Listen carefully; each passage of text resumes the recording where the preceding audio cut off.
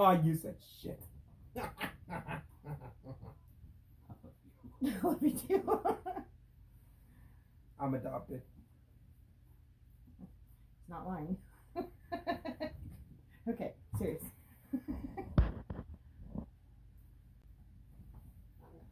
What's going on? Tennessee here. I've got my old lady and my son here. Gonna ask some questions on what it's like being a trucker's family. So, how was it when I first started becoming a trucker? When I went through the program first of being a PSD to TNT, the whole. It sucked. It was so horrible. It was really hard. Not being able to see somebody whenever you want to. Then we had the added bonus of no service on the cell phone. Yeah, So, that's a good cell phone plan works. yes, splurge, just do it. Doesn't matter about the phone, just the service. When you have to depend on, we got lucky, had my brother there, but when you have to depend on somebody else to be able to talk to your husband, that's not very great. So, but yeah, it was hard. It was really difficult. So, what was it like for you, Steven? Long. It was long. Long. I had to experience some really cool things. Let's speak up. Yeah, you're gonna have to talk up, bud. It's long. I experienced cooler things, learn new things, figure out how to do things. So, when I was on TNT, how did you feel when I came home? When I came home for the maybe 2 or 3 days and then I had to get back on the road again. It was new, different. You know, everybody's gonna think you're shy. I know. So look at the camera. He's not shy. So when I finally got my CDL, how did you feel about that?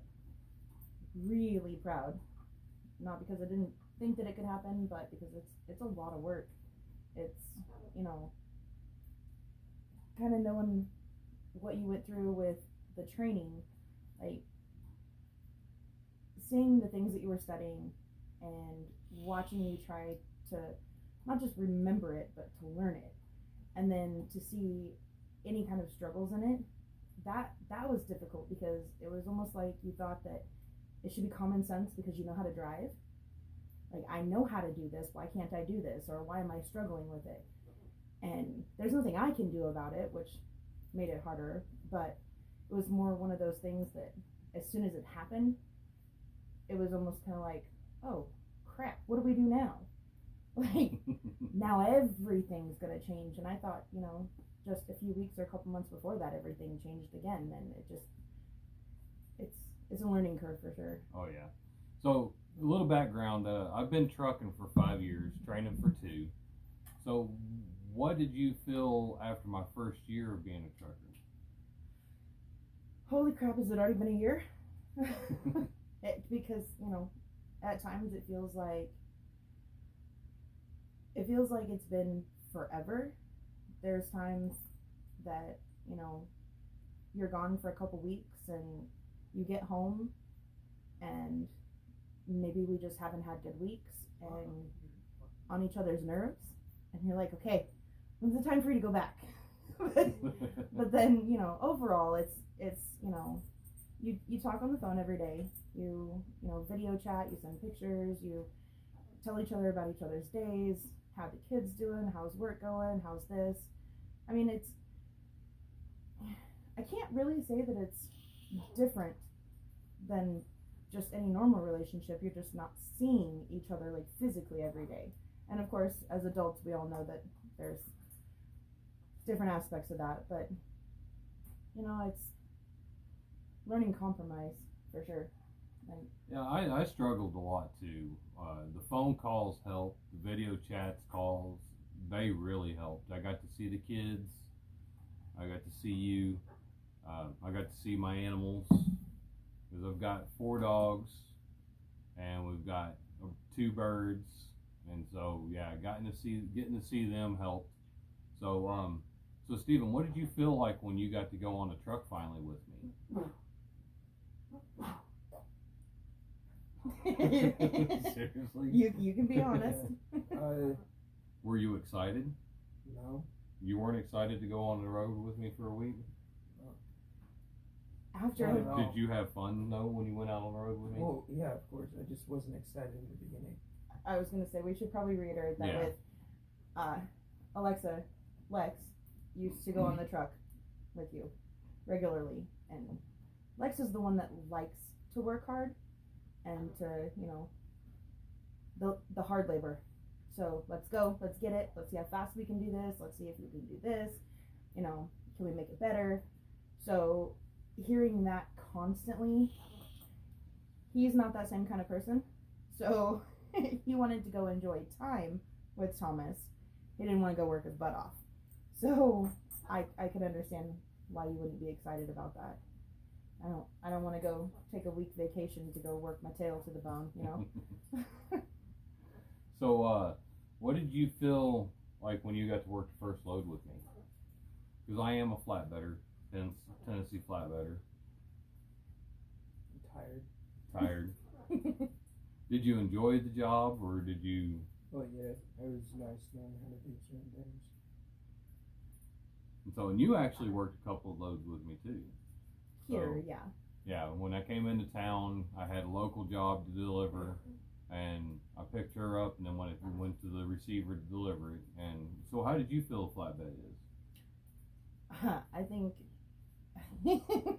I think flatbedders No, need. be honest. I'm gonna be honest. I'm just trying to make sure I'm not mean, because I gotta give all you FBG. I gotta give all you reefer drivers out there a hard time with that opening and shutting of the doors. Just plain.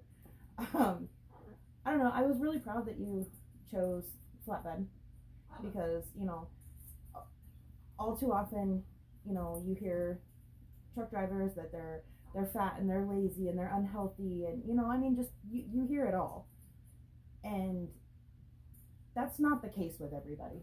It's not. It's definitely not. There's I had grandparents. My grandpa was a really big guy when he started trucking, and he everything kind of went different, and he was a reefer driver. But the flatbedding, like, it scares me because my brother's a flatbedder. There's been he's been a trucker for quite a while. Some of those kind of things scare me, but all in all, it's like I hold a lot of pride knowing that my husband is a flatbedder. Like, my husband goes out there, he works these loads, he's I know how hard he's working, rain, shine, snow, it doesn't matter what it is.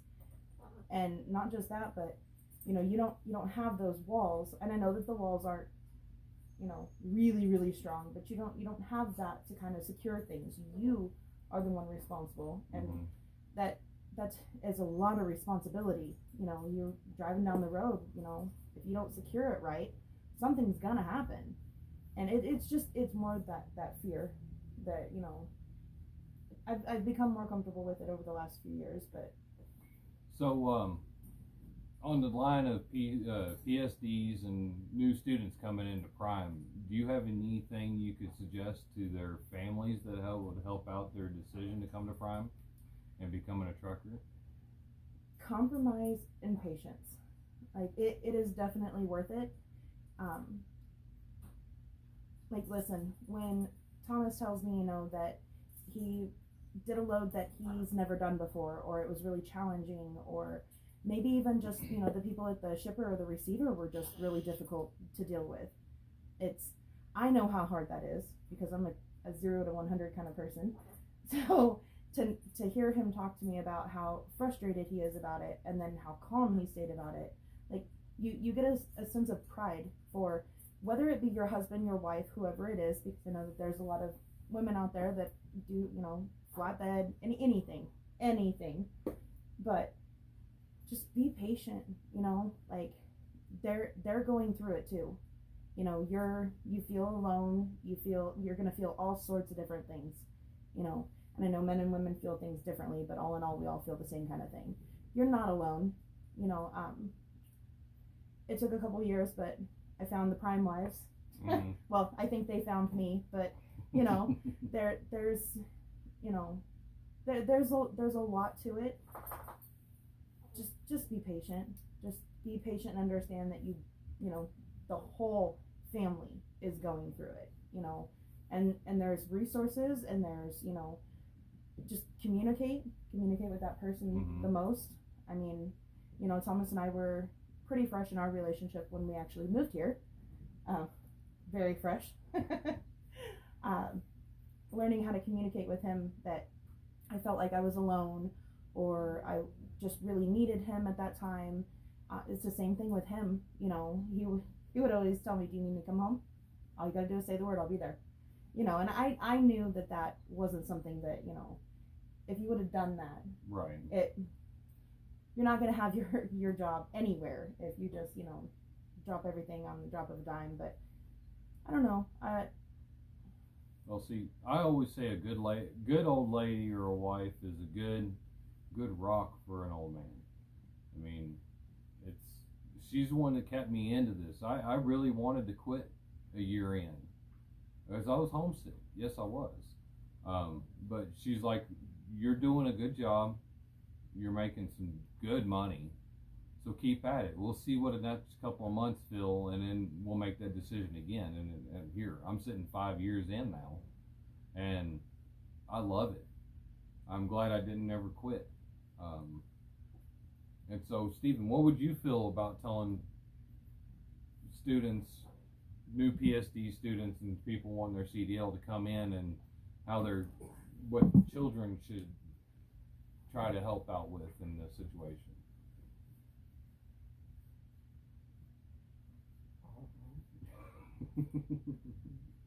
I think be willing to accept change, be willing to adapt to change, especially since when it's starting out, it's going to be a lot harder. Mm-hmm. Slowly, it'll get easier. I mean, it never gets easier. Being away from people that you love for a long period of time never gets easy. But having the mindset that, like, they are going to come home, it's just going to take a little bit of time. You're just going to have to adapt to that. That's about it. Okay. So, how often did you miss me out there? Every day. Every day. But were you excited when I got home? Yeah. And the 2 days when I was out for 2 weeks and coming home a week, For like 2 did we months. get to do? Yeah, it was 2 nights. Did we get to do a lot of fun stuff sometimes? Yeah. We tried to do a lot of stuff family. Unless So. I was in trouble, and then I regretted you coming home. Yeah, that's another thing I have to say. Personal opinion, okay. Don't ever feel like you can't tell your spouse what's going on with your kids. I know that there were a lot of times that I would vent to Thomas, because, you know, that's what my days consisted of, was my kids. So when my kids were driving me nuts, or if we were butting heads, or they were getting in trouble, or I just, you know, couldn't handle it, I vented to him about it. Well, at first, I didn't understand why he was getting so upset. It's because he can't help me, because he's out there and I'm here. You know, he can't do anything about it. He's not here to talk to them and to, you know, be that father figure that they need at that moment. It was all on me. And then once we started really kind of figuring that part out, it was, I'm not telling you this because I need you to fix it. I'm telling you this because I need to get it off my chest. And maybe you've got, you know, I started kind of getting afraid to tell you when things, you know, happened with the kids, or they were driving me nuts, because I knew how hard it was on you. But all in all, that made it worse. Like, that made it way worse. Don't not tell them something, because then it's going to be, they're not part of the everyday life. Right. You know what I mean? And when they do come home, my God, make the best of it. I understand you're tired, they're tired. Man, wife, uncle, it doesn't matter who it is. Mm-hmm. You're tired. You're not going to want to do things, but it doesn't matter if you sit at home and watch a movie together, or if, you know, you sit out at the bonfire, or whatever it is. Do as much as you can together in that little bit of time that you have together, because it's worth it. It definitely is. So, what do you feel like how Prime's treated me? Well, personally, I feel that my biggest thing is that I see a lot of the communication between you and your dispatcher. Mm-hmm. That man, if I could just walk up to him and give him the biggest hug ever and never let go, I would. So shout out to you, John. That's listen, John Murray, by the way. Yeah, sorry. It's, you know, we've had some struggles over the last few years in our family. I mean, who doesn't? John's a dad. You know, he knows how things go. Every time the kids made state, they made national, and then they made world for the competitions in archery. No hesitation, no questions asked. You know, go be with your kids, go watch them, go support them. Mm-hmm. You know, just know that when you get back, I'm gonna run your butt off, because that's what you gotta do. But everything that we have needed, you know, and I don't want to be too sappy or anything or bring up bad things, but as most of you guys probably know, just a tiny bit over 3 months ago, we lost our 18-year-old daughter, and every single person, people I had no idea who they were. I'm sure some of them even he didn't know. Mm-hmm. You know, I mean, Rob sent us a gorgeous plant, you know, for her service, and just the amount of support that we got from the family of that is Prime. It's not just Prime, it's Prime family. You know what I mean? It was like the family that I didn't know that I needed, but I definitely needed. You know, they were there to support through everything, and still, even 3 months later, you know, I know that if I need anything, it doesn't matter what it is. If I need anything, my kids, you know, all of us, they're there. You don't find better than that in any kind of company. You just don't. So, it is definitely a family. Oh yeah. So, I wish Stephen was a little bit more not scared to talk to the camera, but any last words you want to give to the hopefully new students and people wanting to look at become a trucker? Good luck. Is it worth it? Yeah. So, all right. Well, I appreciate it. Hope you guys see the next one on the next video. Like and subscribe, and we'll see you guys again. God is good. God is great.